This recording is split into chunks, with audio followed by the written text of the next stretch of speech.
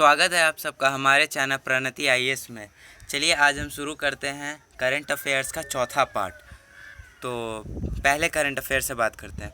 Bombay high court ने हाल ही में विश्वविद्यालय अनुदान आयोग यूजीसी यूनिवर्सिटी ग्रांट कमीशन के नियमों 2010 में एक खंड को समाप्त कर दिया, जिसने 5 साल के आवधिक पदों को अस्थायी पद में बदल दिया। इसके बाद प्रिंसिपल 5 साल के बाद भी सेवा कर सकते हैं और सेवानिवृत्ति तक अपने पद पर बने रह सकते हैं। हाल ही में यूजीसी ने विश्वविद्यालयों के लिए परीक्षाओं और अकादमिक कैलेंडर के लिए दिशा निर्देश जारी किए, क्योंकि कोविड-19 के प्रकोप के बीच नियमित सत्र प्रभावित हो सकते हैं। दिशा निर्देशों के अनुसार फ्रेशर्स के लिए शैक्षणिक सत्र सितंबर में शुरू हो सकता है और अगस्त में पंजीकृत छात्रों के लिए सत्र हो सकता है।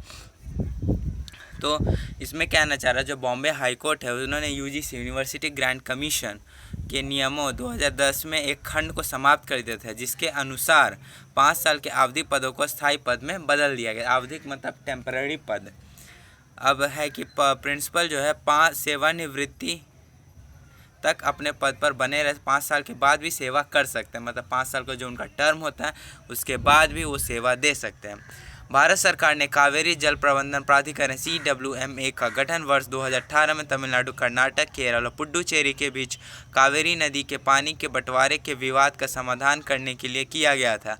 हाल ही में कावेरी जल प्रबंधन प्राधिकरण, जो पहले जल संसाधन, नदी विकास और गंगा कायाकल्प मंत्रालय के अधीन था, को आधिकारिक तौर पर जल शक्ति मंत्रालय के अधीन लाया गया है।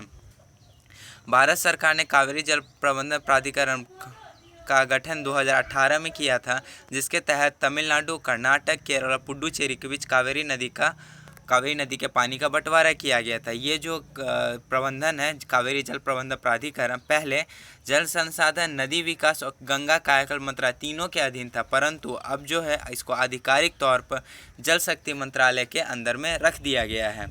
आगे बढ़ते हुए एक आधिकारिक बयान के अनुसार छत्तीसगढ़ महात्मा गांधी राष्ट्रीय ग्रामीण रोजगार गारंटी योजना मनरेगा के तहत अकुशल श्रमिकों को रोजगार देने में राज्यों की सूची में सबसे ऊपर है। देश भर में मनरेगा के तहत कार्यरत कुल 77.85 लाख मजदूरों में से 18.51 लाख मजदूर छत्तीसगढ़ के हैं, जो कुल श्रमिकों का 24% है। राजस्थान कुल मजदूरों की संख्या के 14% के साथ दूसरे स्थान पर है। उत्तर प्रदेश कुल मजदूरों की संख्या 12% संख्या के साथ तीसरे स्थान पर है।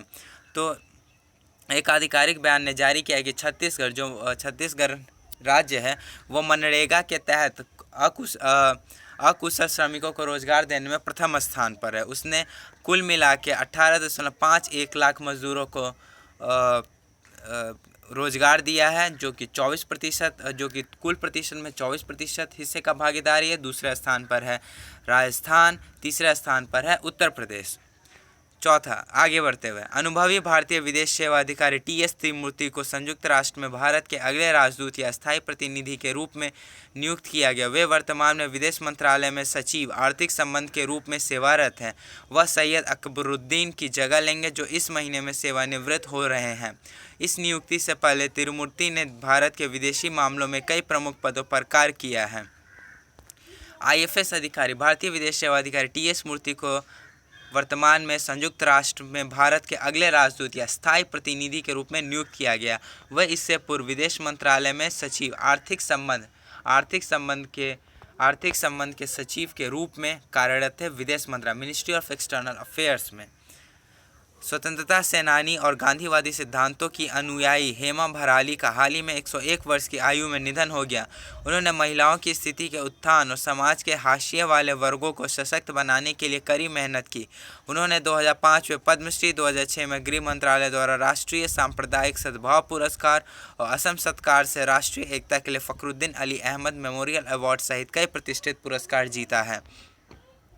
स्वतंत्रता सेनानी और गांधीवादी सिद्धांतों के अनुयायी हेमा भराली जी का हाल ही में 101 वर्ष की उम्र में निधन हो गया। उन्होंने जो जितने भी छोटे वर्ग हैं और हाशिए, जिनका काफ़ी हंसी मजाक उड़ाया जाता है जिन वर्गों का, उसके उत्थान के लिए काफ़ी मेहनत किया। इन्होंने इनकी सफलता का श्रेय देते हुए भारत सरकार ने इन्हें 2005 में पद्मश्री, 2006 में गृह मंत्रालय द्वारा राष्ट्रीय सांप्रदायिक सद्भाव पुरस्कार और असम सरकार द्वारा राष्ट्रीय एकता पुरस्कार दिया गया। आगे बढ़ते हुए प्रत्येक वर्ष दुनिया भर के कई हिस्सों में 1 मई को मई दिवस यानी मजदूर दिवस या अथवा अंतर्राष्ट्रीय श्रमिक दिवस इंटरनेशनल वर्कर डे के रूप में मनाया जाता है। यह दिवस जनसाधारण को नए सामान के निर्माण में श्रमिकों के योगदान एवं ऐतिहासिक श्रम आंदोलन का स्मरण कराता है। आप सभी जानते होंगे कि 1 मई को मजदूर दिवस या मई दिवस या अंतर्राष्ट्रीय श्रमिक दिवस के रूप में मनाया जाता है। ये इसलिए मनाया जाता है कि श्रमिकों के योगदान और ऐतिहासिक श्रम आंदोलन को स्मरण याद करने के रूप में। आगे बढ़ते हुए 30 अप्रैल 2020 को यश कार्यक्रम को विज्ञान और प्रौद्योगिकी विभाग द्वारा लॉन्च किया गया। यश का पूर्ण स्वरूप year of awareness on science and health है। इस पहल का उद्देश्य सार्वजनिक सहभागिता को प्रोत्साहित करना और समुदायों में कोविड-19 के प्रति जागरूकता को बढ़ाना है। इसके द्वारा सरकार सही निर्णय ले सकती है और संबंध जोशियों को प्रबंधन कर सकती है। 30 अप्रैल 2020 को यश कार्यक्रम शुरू किया किसके द्वारा? तो विज्ञान और प्रौद्योगिकी विभाग, department of science and technology, DST। Yes का फुल फॉर्म या पूर्ण स्वरूप होता है year of awareness on science and health. 2020 जो हमारा साल है उसको year of awareness on science and health के रूप में मनाया जा रहा है। केंद्र सरकार ने कोयला खदानों के संचालन के लिए केंद्र और राज्य सरकार के अधिकारियों में आवश्यक विभिन्न मंजूरी प्राप्त करने में मदद करने के लिए हाल ही में एक प्रोजेक्ट मॉनिटरिंग यूनिट PMU शुरू किए। इस फैसले से खदानों के संचालन के लिए समय पर मंजूरी प्राप्त करने के लिए कोयला खदानों के आवंटन को सक्षम करने की उम्मीद है, जिससे भारत में व्यापार करने में आसानी हो। इससे देश में कोयले के उत्पादन में भी सुधार होने की उम्मीद है। केंद्र सरकार ने हाल ही में कोयला खदानों के संचालन के लिए केंद्र और राज्य सरकार के अधिकारियों में आवश्यक विभिन्न मंजूरी प्राप्त करने में हाल ही में एक project monitoring unit PMU project monitoring unit स्थापित किया है। आगे बढ़ते हुए भारतीय रिजर्व बैंक ने 50,000 करोड़ रुपए की एक योजना शुरू की है जो बैंकों को म्यूचुअल फंडों के लिए तरलता सहायता का विस्तार करने में सक्षम बनाती है। इस योजना को special liquidity facility for mutual fund scheme कहा जाता है। यह फ्रैंकलिन टेम्पलेटन म्यूचुअल फंड को 6 डेट फंडों को बंद करने के बाद पेश की गई थी। हाल ही में RBI ने सभी बैंकों को इस योजना का लाभ दिया है, चाहे वो रिजर्व बैंक से धन प्राप्त करें या अपने स्वयं के संस्थानों का उपयोग करें। भारतीय रिजर्व बैंक RBI ने 50,000 करोड़ रुपए की एक योजना शुरू की है जिसके तहत बैंकों को म्यूचुअल फंड के लिए तरलता सहायता का विस्तार करने में सक्षम होगी। Special liquidity facility for mutual fund scheme भी इसको कहा जाता है। ये स्कीम जो है फ्रैंकलिन टेम्पलेटन म्यूचुअल फंड के 6 डेट फंडों को बंद करने के बाद पेश की गई थी। आगे बढ़ते हुए 8 कोर उद्योगों को मासिक सूचकांक एक उत्पादन मात्रा सूचकांक है। इस सूचकांक में कोयला, कच्चे तेल, प्राकृतिक गैस, रिफाइनरी उत्पाद, उर्वरक, इस्पात, सीमेंट और बिजली जैसे चयनित 8 मुख्य उद्योगों के उत्पादन को शामिल किया जाता है। हाल ही में कोर उद्योग सूचकांक अप्रैल-मार्च 2019 से 20 की अवधि के दौरान सुर्खियों में था। कोर उद्योगों में 0.6% की वृद्धि दर्ज की, जबकि यह 2018-19 में इस अवधि के दौरान वृद्धि दर 4.4% है। 8 कोर उद्योग जिसमें आपको कोयला, कच्चे तेल, प्राकृतिक गैस, रिफाइनरी उत्पाद, उर्वरक, इस्पात, सीमेंट और बिजली आते हैं। इन 8 उद्योगों को शामिल किया गया है। इनका एक सूचकांक जारी किया गया अप्रैल-मार्च के दौरान सुर्खियों में था और इसका कोर उद्योगों में 0.6% की वृद्धि देखी गई है, जो 18-19 की अवधि के दौरान 4.4% थी। आगे बढ़ते हुए Pahal partnership for affordable health care access and longevity.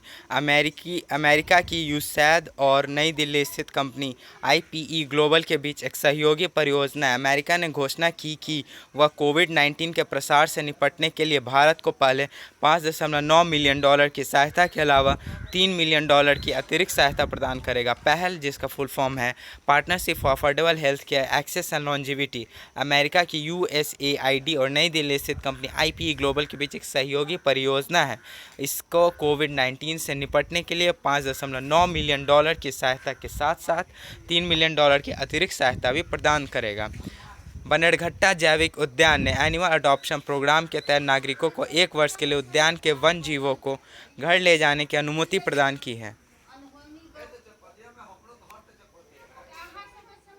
बनेड़घट्टा जैविक उद्यान, जो कि कर्नाटक में अवस्थित है, उन्होंने एनिमल अडॉप्शन प्रोग्राम के तहत नागरिकों को 1 वर्ष के लिए उद्यान के वन्य जीवों को घर ले जाने की अनुमति प्रदान की है।